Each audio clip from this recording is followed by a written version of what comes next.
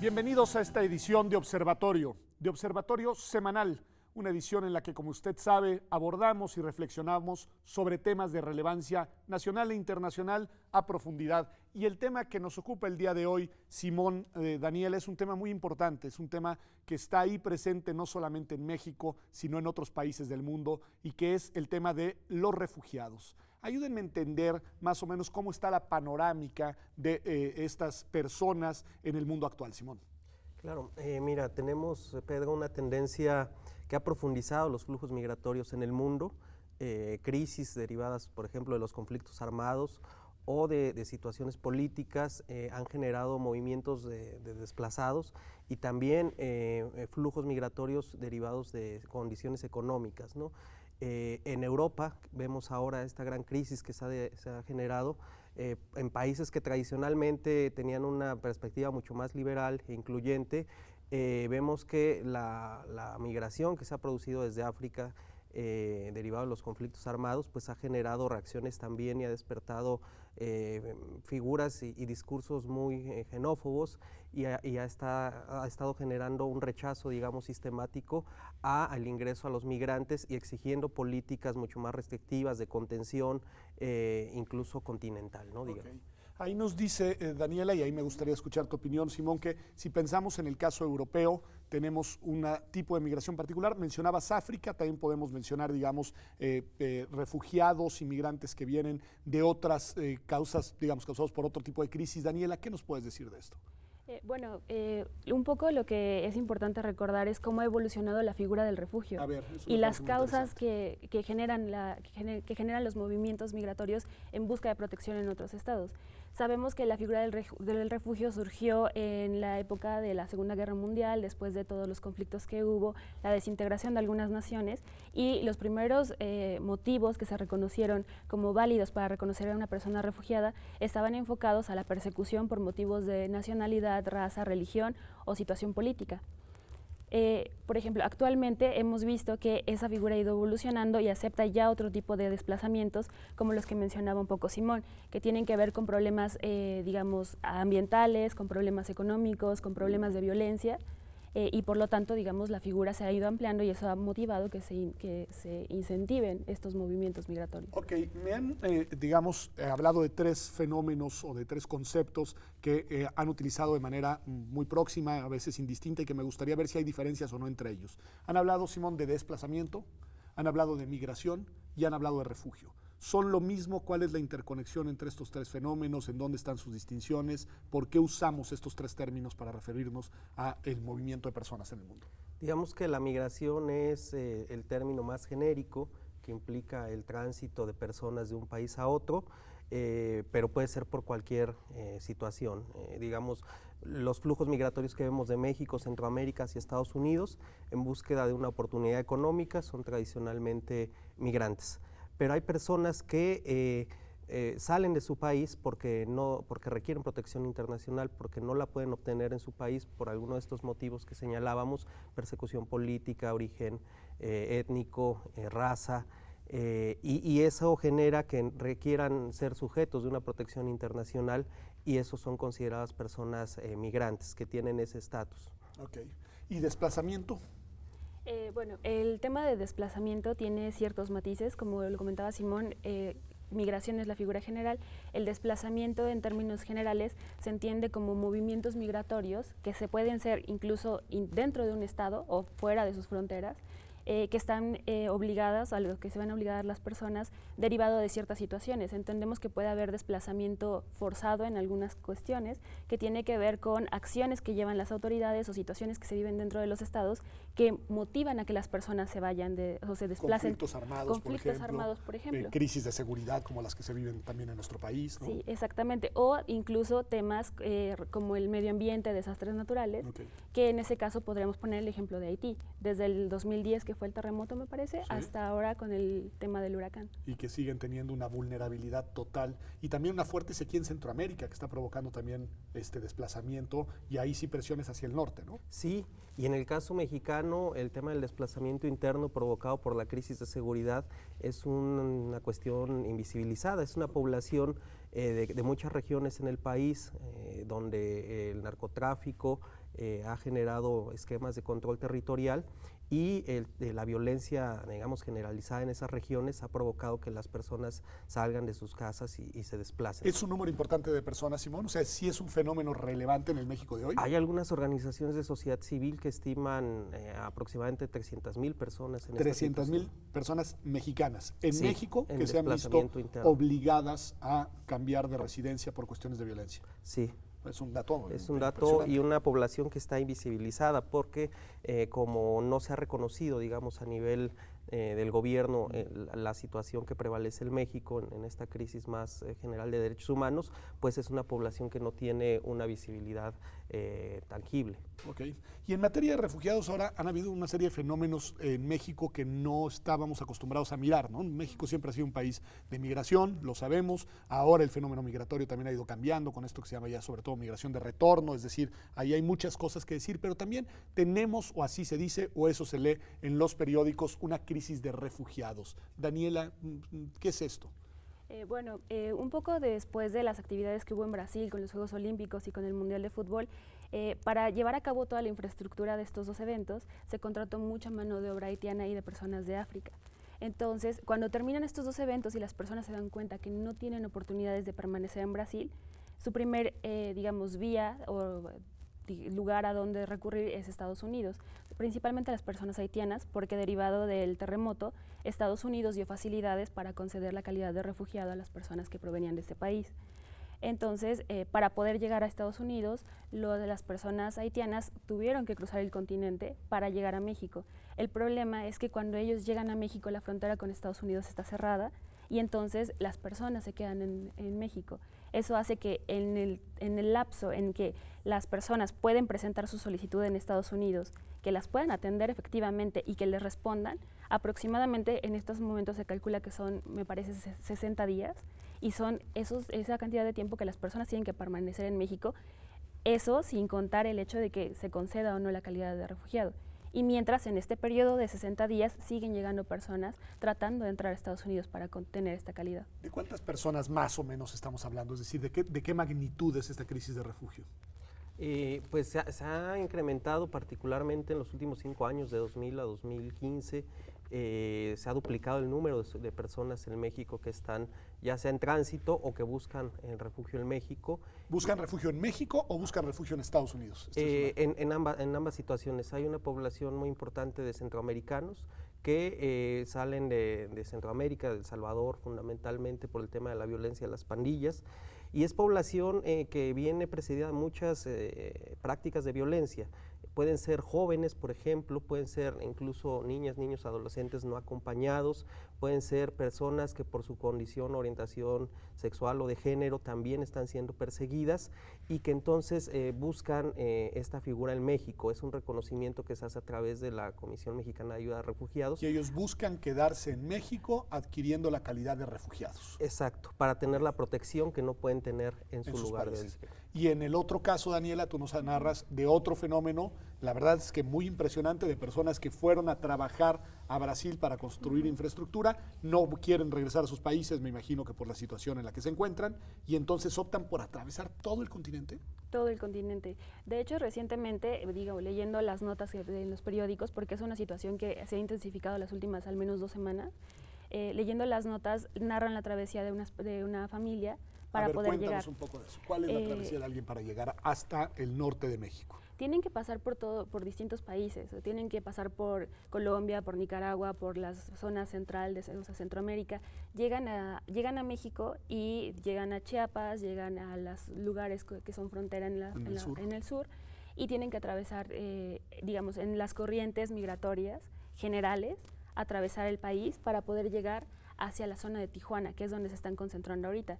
Una cuestión muy importante en este momento es entender por qué están llegando a Tijuana. Okay. Y una de las razones que a mí me pareció bastante sorprendente es que se están concentrando ahí porque saben que en cualquier otra parte de la frontera donde traten de cruzar, hay personas que sabemos, movidos por temas racistas o xenófobos, cazan a las personas que tratan de cruzar la frontera.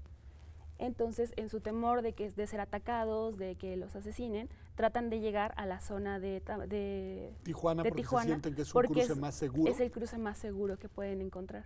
Ahora, sus posibilidades de obtener, esas personas no quieren refugio en México. Esas personas quieren refugio, si entiendo bien, en Estados Unidos y están realizando los trámites ante las autoridades norteamericanas. Pero mientras, ¿qué hacen las autoridades mexicanas, Simón? Pues la política migratoria en México es esencialmente punitiva. A ver, cuéntenme un poco de eso. La política en México, tú ya mencionaste al Instituto Mexicano para la Comisión Mexicana, perdón, y interviene también el Instituto Nacional de Migración. A ver, cuéntenme un poco eso. Normas e instituciones involucradas en México frente a este fenómeno. En el caso de México, si se ingresa ilegalmente por cualquier circunstancia, se inicia un procedimiento ante el Instituto Nacional de Migración. Si derivado de ese ingreso las personas son solicitantes de la condición de refugiado, entonces se inicia un procedimiento ante la Comar.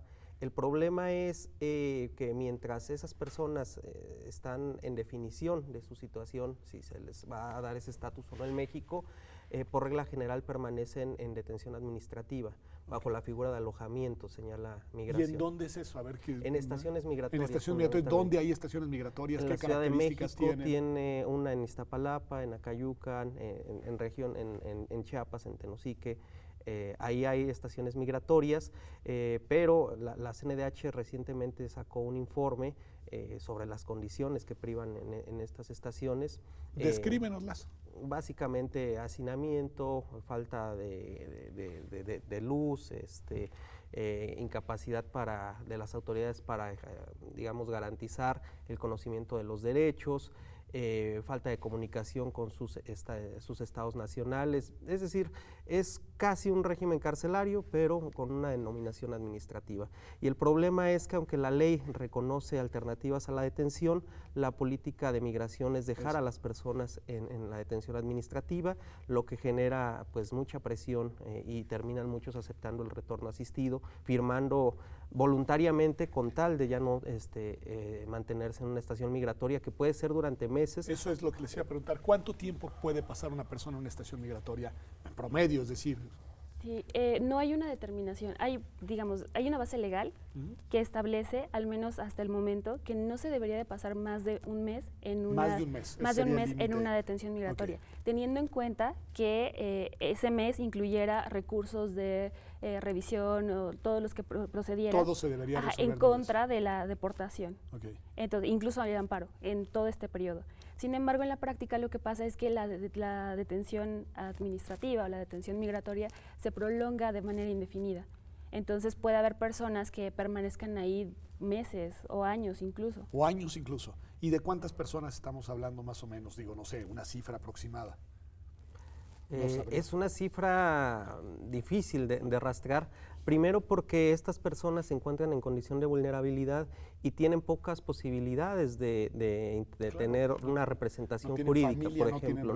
No hay un grupo de apoyo, como a diferencia, digamos, de una persona que está en un centro carcelario, que tiene una red de apoyo familiar. En este caso son personas que vienen huyendo, posiblemente no tienen documentación, no tienen recursos económicos, no pueden asegurarse una defensa adecuada y por lo tanto terminan aceptando, firmando figuras como el retorno asistido, y eso ya, digamos, en la estadística no cuenta como un solicitante de asilo, sino es alguien que se solicitó pero se desistió.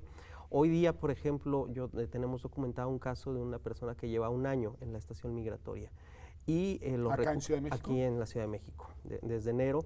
Y en el juicio de amparo lo que señala Migración es que en realidad es una política generalizada. Dice, es que los solicitantes de asilo tienen que estar todos confinados en la estación de la Ciudad de México y no pueden acceder a un recurso, a un beneficio de salida hasta que haya una determinación final de la Comar. Y esto puede incluir pues un juicio de nulidad, por ejemplo, un juicio de amparo que podría demorar 1 año o 2 años, ¿no?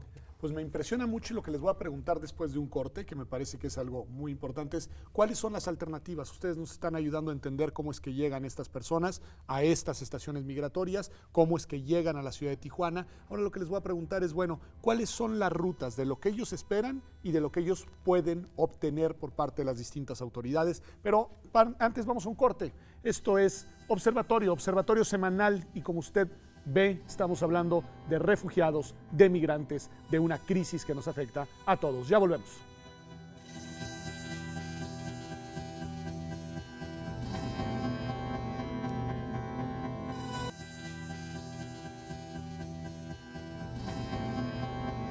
pues ya estamos de vuelta aquí en Observatorio Semanal. Están con nosotros ya también en la mesa Mayra e Itzel y vamos a seguir hablando de este tema sobre migración y sobre refugiados. Simón, te quiero hacer una pregunta que fue lo último que dije al cierre del bloque anterior. Una persona que llega a una de estas estaciones migratorias, que ya nos explicaron ustedes que están virtualmente detenidas en una suerte, digamos, de régimen carcelario, aunque sea administrativo, ¿cuáles son sus alternativas? Es decir, ¿cuáles son las opciones que digamos que tienen enfrente como posibilidades legales y también como posibilidades reales de quedarse en el país, de salir, de regresar a su país, en fin?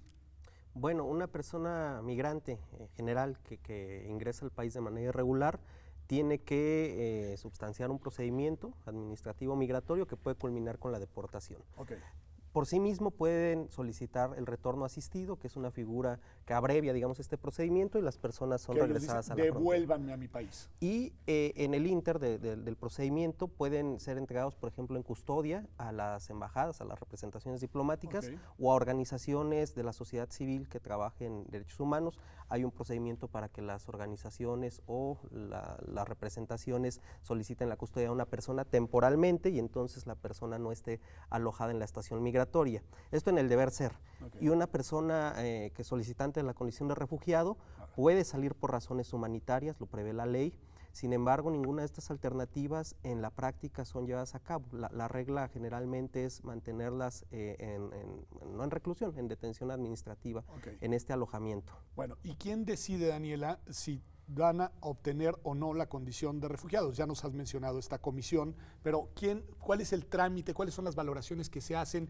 ¿Cómo llega a la conclusión el Estado mexicano de que una persona merece ser considerada refugiada o no merece serlo? Sí, bueno, para esto creo que es importante señalar en un principio que la determinación que hace un Estado de la condición de refugiado de una persona es declarativa y no constitutiva. ¿Qué quiere decir eso? Esto significa que una persona que cumple con los condicionamientos o con lo que significa ser refugiado, que implica que salga de su país, que no tenga protección, que sea perseguido por las distintas razones que prevén tratados internacionales, es ya en sí mismo una persona refugiada, es decir, una persona en situación de vulnerabilidad, y lo único que hace al llegar a un Estado es solicitar que ese Estado le brinde protección internacional. Entonces, internacional. Internacional. Bueno, se refiere a que no recibe protección del Estado de donde es su Estado de origen. En este caso, se prevé un procedimiento que valora la situación de las personas. En la legislación mexicana se prevé que la persona haga una solicitud, la tiene que hacer textualmente con su puño y letra, y a partir de ahí hacer una narración de los hechos que alega para justificar su condición. Las causas de su condición. Las causas de su condición y aportar pruebas de esta situación. Específicamente ese requisito es un poco complicado porque entendemos que las personas salen en condiciones a veces muy apresuradas, las condiciones de violencia, de desastres naturales no les permiten tener pruebas de las situaciones, especialmente cuando se tratan de persecuciones políticas o que tienen que ver con la estructura de los estados de donde son nacionales, porque no hay manera de que sea tan fácil de aportar pruebas al respecto. Y después de esa valoración de pruebas, el Estado determina si te otorga o no te otorga si otorga o no la condición de refugiado, exactamente. Cuando hablamos de estos temas, Mayra, Itzel, en fin, se habla mucho de crisis de derechos humanos, es decir, hay como una vinculación entre estos temas y la agenda de derechos humanos, una agenda que hay que volver a decirlo una y otra vez, es importantísima, es una agenda que no podemos permitir que se nos desfonde la de los derechos humanos, pero que precisamente para poder explicar su relevancia hay que contextualizarla y hay que ejemplificarla en casos concretos. ¿Qué podríamos decir desde la perspectiva de los derechos humanos del tema que estamos abordando el día de hoy? Me parece que se puede abordar de diversos derechos. Por ejemplo, uno que leí que ocurría mucho en las estaciones migratorias del sur, en Tenosique en específico, era que las personas del Instituto Nacional de Migración, algunos agentes, violentaban a las mujeres que viajaban solas. Entonces, por ejemplo, no nada más es que cualquier persona migre, sino tienes que tener protocolos específicos para cuando sean niños, como decían que hubo una crisis de migrantes de niños no acompañados, no puedes tratar igual a un niño a como tratas a una persona adulta o un hombre. Las mujeres, por ejemplo, también una vulnerabilidad hay una gran vulnerabilidad cuando ellas son migrantes, entonces me parece que una de cada tres sufre... Una de cada tres mujeres mujeres migrantes sufre abusos cuando está en específico en México, cuando está intentando cruzar hacia Estados Unidos. Entonces, ese es uno de los derechos que se ven problematizados cuando estamos hablando de migrantes. ¿Una reacción, Itzel?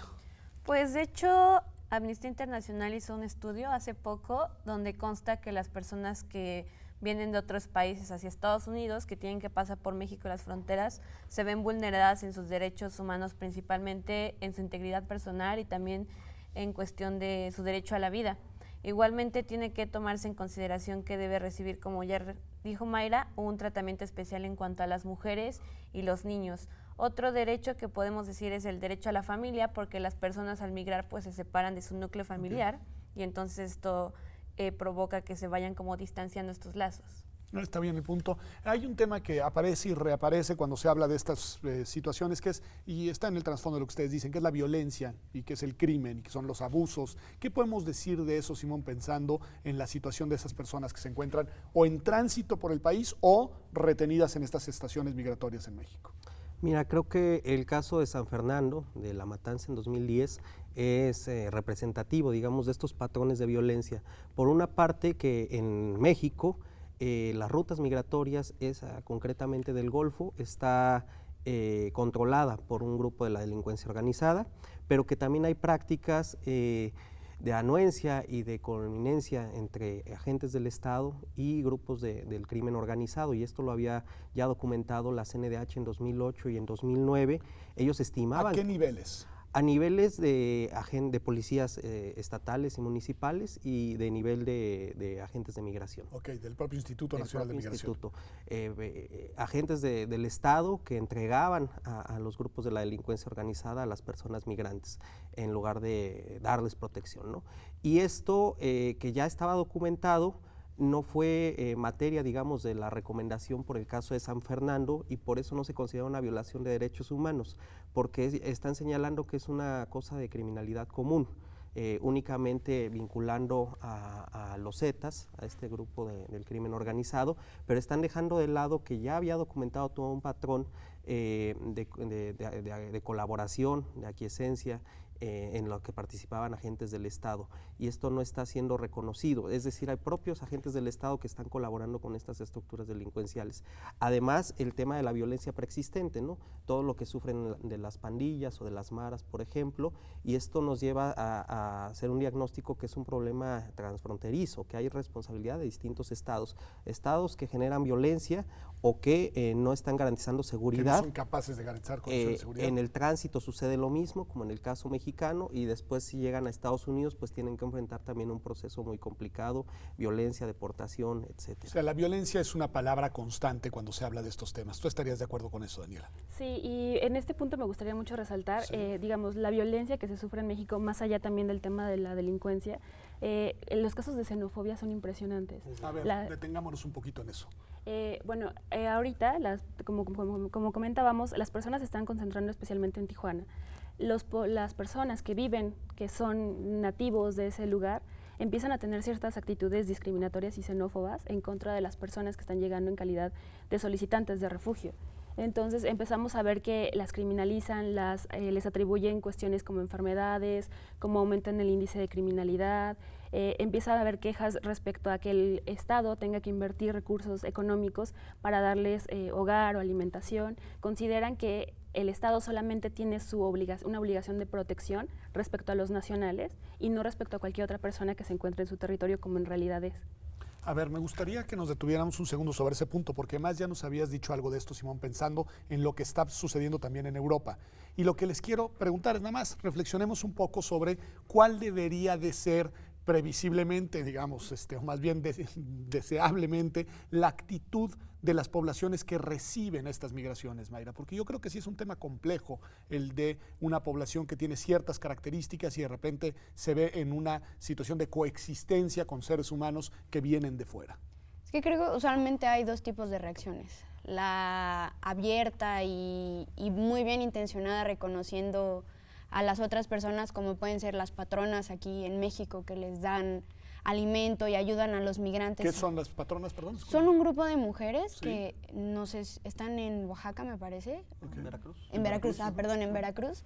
y ellas es una ruta súper común de los migrantes, entonces ahí ellas les proporcionan comida, comida y ropa para que ellos puedan continuar su viaje. Entonces, tenemos ese lado... Que es un lado, digamos, como de apertura, claro, de exposición, de solidaridad. Exacto. Y, por ejemplo, también en Europa, que tenemos el mismo fenómeno, encontramos en Alemania personas que abrieron las puertas de sus casas para que los migrantes pudieran, o sea, los refugiados que venían de Siria pudieran quedarse con ellos. Ok, ahí tienes un ejemplo de solidaridad humana, de apertura y de buena disposición. Sí. Y dices que hay otra actitud. ¿Cuál Sí, es esa? definitivamente hay otra actitud, como la que decía Daniela, y además el problema es que son muy identificables porque o son afrodescendientes o son personas africanas. En el caso de las personas en el caso que están de en las Tijuana. personas en Tijuana. Entonces es muy fácil decir como, él es el migrante. Claro.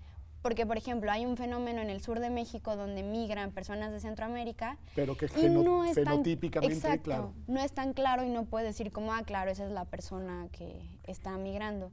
Y, por ejemplo, también tenemos en Bavaria, en Alemania, expresiones xenofóbicas de que estas personas no deberían estar en Europa. Ok, porque sí, la xenofobia se ha despertado un poco en todos lados, es decir, no es una cuestión nada más, digamos, del problema coyuntural que estamos viviendo acá, es un problema mundial y es un problema muy grave porque nos está dificultando mucho la coexistencia de personas diversas en los distintos estados. Y ahí lo que les quiero preguntar, y a quien quiera darme una respuesta, es ¿qué deberían de hacer las autoridades? ¿Cuál es el papel de las autoridades? Yo me imagino que la presidencia municipal de Tijuana, Daniela, pues ha de estar conflictuada con esta situación. Bueno, ¿qué es lo que deben hacer las autoridades?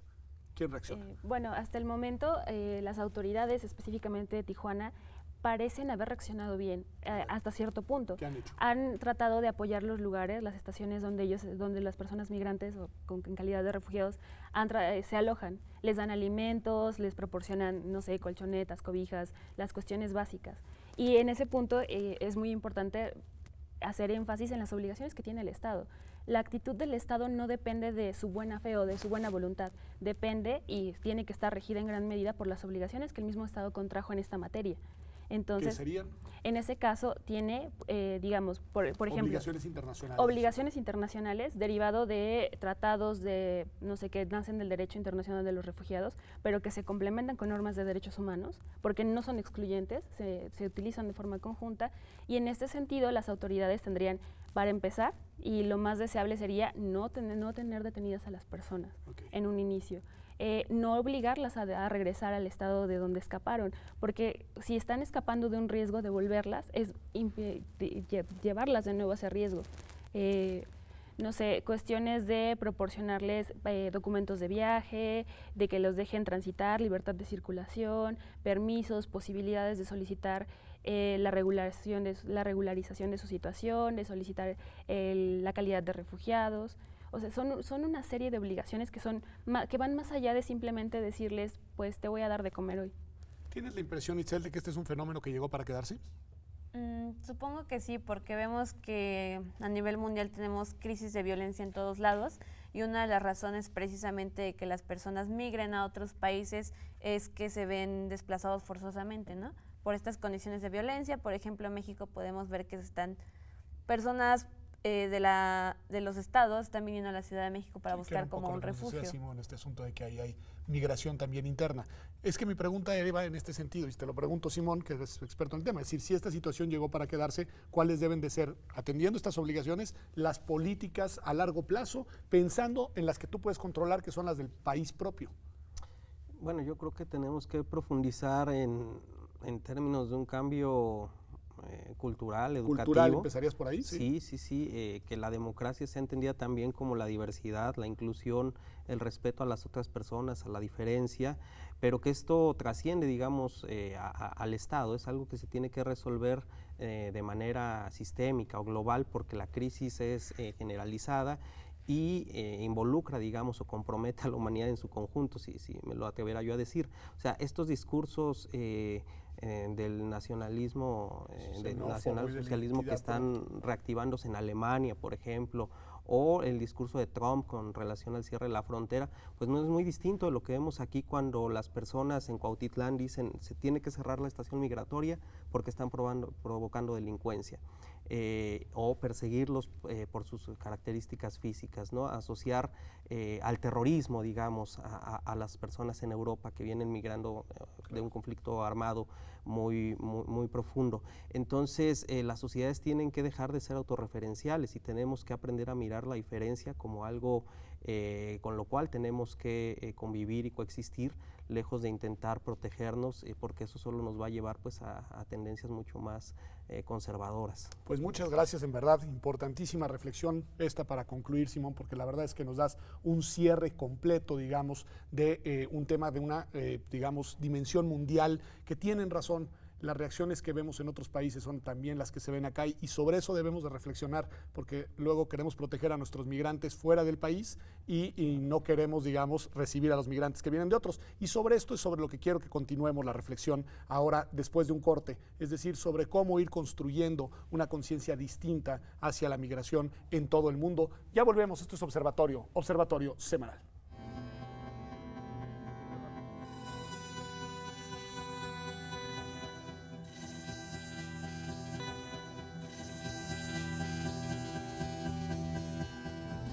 Estamos de regreso aquí en Observatorio Semanal, seguimos hablando de migración, de refugiados, de crisis de derechos humanos, porque todo eso está intrincado, está vinculado, como nos han ayudado a entender, y algo importantísimo que nos han dicho, este no es un problema mexicano, este es un problema del mundo, y este es un problema que hay que entenderlo en su dimensión global.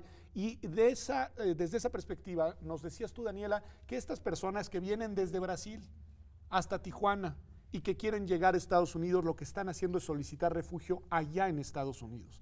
Ya nos explicaron cuál es el procedimiento para solicitar refugio aquí en México para quienes aspiran a quedarse en México. Pero, ¿qué posibilidades reales hay de que estas personas que quieren ir hacia el país vecino del norte obtengan la calidad de refugiados que están pidiendo? En Estados Unidos hay una cosa muy curiosa, por decirlo de alguna forma. En general se supone que los estados deben de recibir a las personas refugiadas y analizar su situación de forma individualizada para decidir si se les concede o no esta calidad dentro de sus estados. Sin embargo, en Estados Unidos funciona a partir de una política de abrir y cerrar puertas. Es decir, como te comentaba hace un momento, cuando fue toda la situación en Haití por el tema del terremoto, Estados Unidos abrió puertas para las personas haitianas y para acogerlas como refugiados dentro de su estado. Sin embargo, a partir de que se empezaron a percatar de este flujo, digamos, masivo, digamos, exactamente, sí, muy numeroso de personas, hubo una notificación oficial donde se decía que se cerraban, que había una nueva política de cerrar puertas. Se siguen recibiendo solicitudes, pero de una forma se analizan y se conceden de una forma más restrictiva. Entonces, no todas las personas tienen la posibilidad. Entonces, ¿es previsible entonces que muchas de esas personas se terminen quedando en México? Sí, o que sean deportadas, dependiendo en dónde estén, dependiendo si hacen la solicitud desde México, sí, o dependiendo si logran entrar a territorio de Estados Unidos. Y un poco lo que te comentaba hace rato de las notas periodísticas y de la historia precisamente de una familia, y bueno, tal vez abordando un poco lo que decía Itzel de la reunificación familiar, es una familia de una mujer embarazada con su esposo, logran llegar al territorio de Estados Unidos, hacen la solicitud al mismo tiempo. Llegan a Estados Unidos, llegan al territorio, sí. Hacen la solicitud al mismo tiempo, pero solamente se le concede a ella por ser mujer y porque estaba embarazada. Y a él no. Y a él no. Entonces, en un momento se ve ella con posibilidades de residir ahí, su hija nació ahí, entonces es nacional de Estados Unidos, pero su marido se encontraba en una estación migratoria esperando el proceso de deportación. ¿Una estación migratoria en Estados Unidos? En Estados Unidos. ¿Y la deportación a dónde sería? La deportación sería a Haití, porque eran personas que, digamos, venían de ese estado. Un fenómeno que me ha impresionado mucho y que seguramente conoce Simón, y quiero escuchar las opiniones de todos, es este fenómeno de las personas que migraron hace mucho tiempo a los Estados Unidos, que viven en Estados Unidos y tienen, digamos, durante un largo tramo de su vida, pues todas sus relaciones y todas sus actividades allá, y que después las deportan a México, pero que ni siquiera son mexicanas. Es decir, que son personas que migraban desde Centroamérica y precisamente en la ciudad de Tijuana encuentras a muchas de estas personas. ¿Qué decir de esas personas? ¿En qué situación se encuentran? ¿Cuáles son sus expectativas y cuáles son, digamos, sus horizontes vitales? Pues desde luego que las personas lo que buscan es realizar su proyecto de vida, y si de alguna manera han tenido una estancia por décadas, muchas de esas personas se consideran norteamericanas, si no estarían en sus países de origen, han generado sus vínculos familiares ahí, de trabajo, etcétera. Pero con Estados Unidos vemos que a pesar de ser el país de la inmigración, fundado bajo esa dinámica de grupos migrantes, hoy en día su política es totalmente refractaria a la migración. Yo me atrevería a decirlo así. En la gestión del presidente Obama hemos tenido la mayor cantidad de deportaciones en la historia. A pesar de que está impulsando una reforma migratoria, Estados Unidos no deja de expulsar a la gente. Y con un riesgo muy latente con esta reactivación del discurso conservador de cerrar la frontera, de decir que los extranjeros, los mexicanos están robando los trabajos. Entonces generan, digamos, una ideología pues que puede producir más violencia en la frontera, ¿no? Y eso es algo que tenemos que tener presente, porque la política migratoria, que de por sí ya es de alguna manera punitiva, que está basada en la deportación de las personas, en la separación de las familias, podría profundizarse. Pues ahí han mencionado, ya lo mencionaron y ahora pues está implícita en tu reflexión, el discurso político en los Estados Unidos y el discurso de la reciente campaña electoral, en concreto el discurso del candidato Donald Trump. Una reacción sobre eso, Mayra, las secuelas, las consecuencias de ese discurso.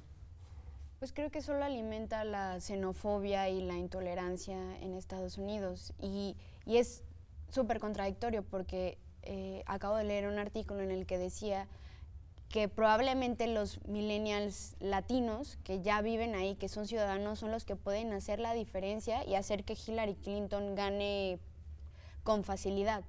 Porque evidentemente está poniendo a casi 25 millones de personas latinas que hay ahora en Estados Unidos en contra de todos los demás. Entonces es un discurso que está polarizando a la sociedad y creo que es problemático en un momento del mundo donde pues debería haber más unidad debido a los problemas que hay. Independientemente de quién gane, ¿tú crees que ese discurso ya se quedó en la sociedad de los Estados Unidos y que la criminalización, estigmatización, discriminación hacia el migrante latino va a formar parte de la realidad de la cultura norteamericana, Itzel?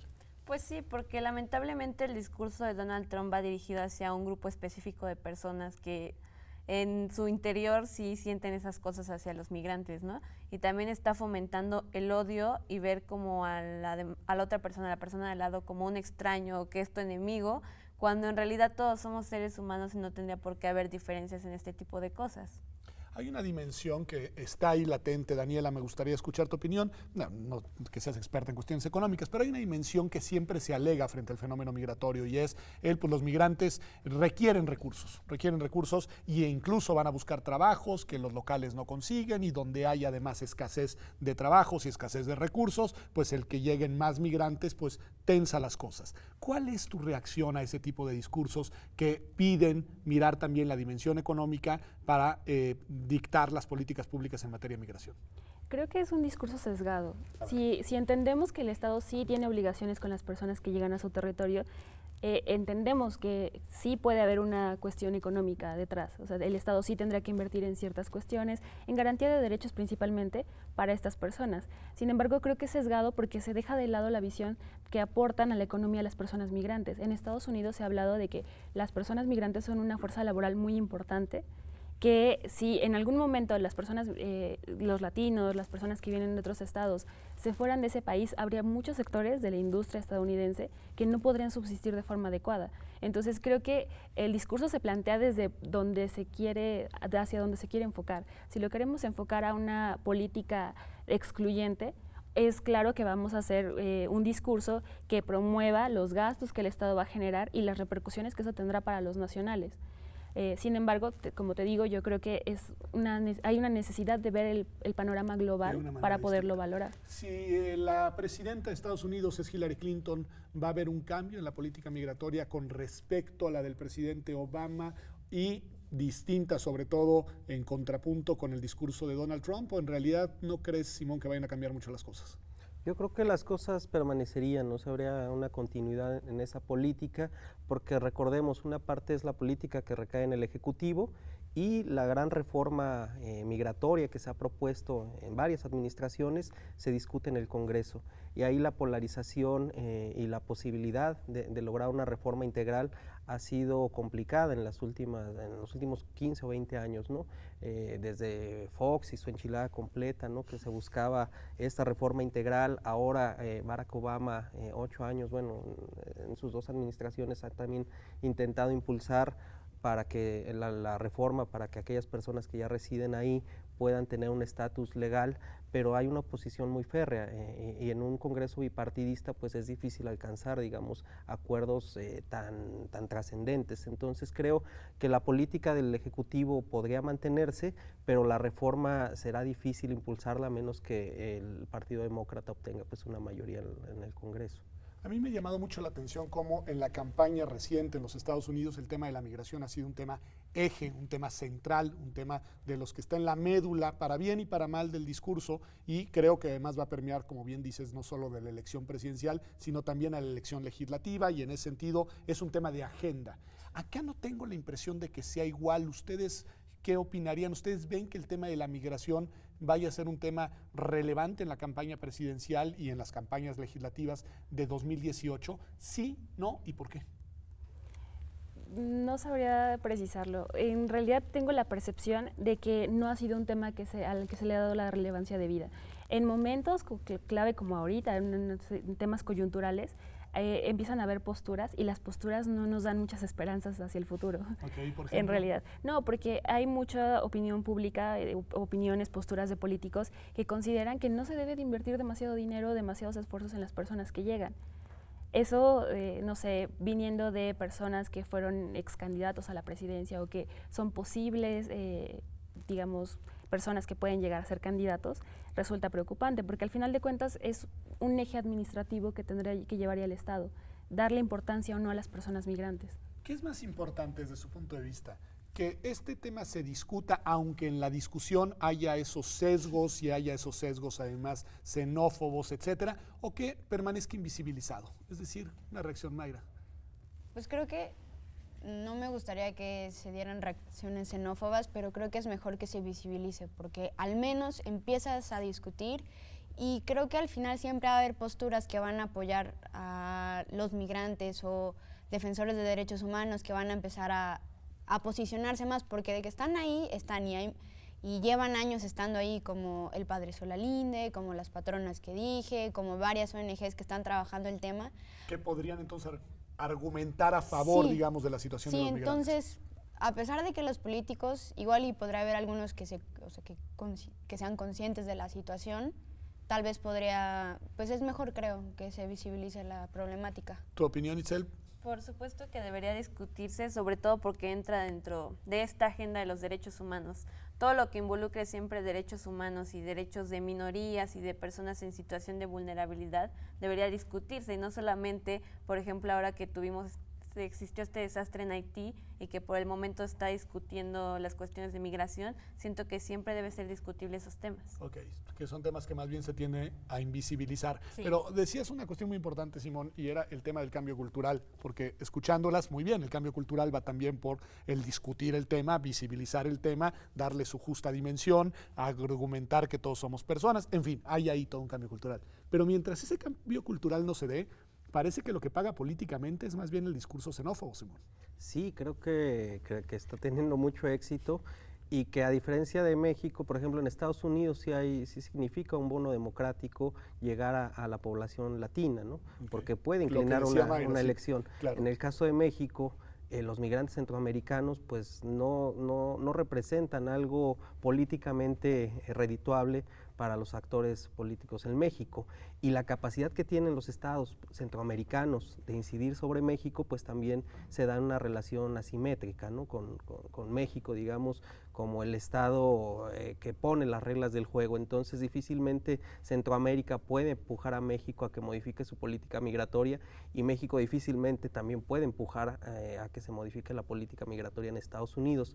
Por eso no me parece que sea tan importante para la agenda partidaria partidista o política este tema, pero la sociedad tiene que seguir haciendo visible, digamos, las violencias que padecen estas personas, y tenemos que buscar un enfoque incluso regional. Yo me atrevería a decirlo como ¿Regional que incluye sur y norte?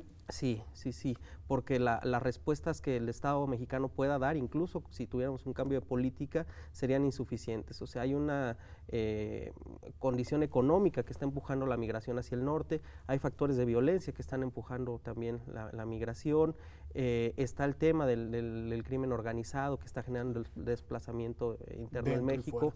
Entonces tenemos que tener una mirada más global, lo pensaría como en el tema de las drogas, ¿no? Que no puede haber una respuesta a partir solo de un Estado, sino que tiene que ser un acuerdo, y que esto tendría que llevar incluso a repensar las convenciones que se dieron en la posguerra, ¿no? Y pensar que la migración y el refugio tiene un componente muy distinto hoy que hace 50 años. Pues me parece muy importante esa reflexión. Yo les agradezco mucho a los 4 que me hayan acompañado en esta edición de Observatorio Semanal. El tema es un tema de la máxima relevancia para el mundo, y además lo dices muy bien, Simón, es un tema que ha cambiado. No se pueden enfrentar los fenómenos actuales con las reglas y con los acuerdos y con los pactos de hace 40, 50 años, y en esa actualización creo que se juega mucho, y creo que se juega un debate importante, que es un debate ideológico, que es un debate político, que es un debate cultural, y en el que yo sí coincido con ustedes. Ojalá la agenda de los derechos humanos sea la que lleve la voz cantante. Muchas gracias a usted por habernos acompañado a Observatorio, a esta edición de Observatorio Semanal. Nos vemos aquí en TV UNAM, como todas las semanas, el próximo domingo.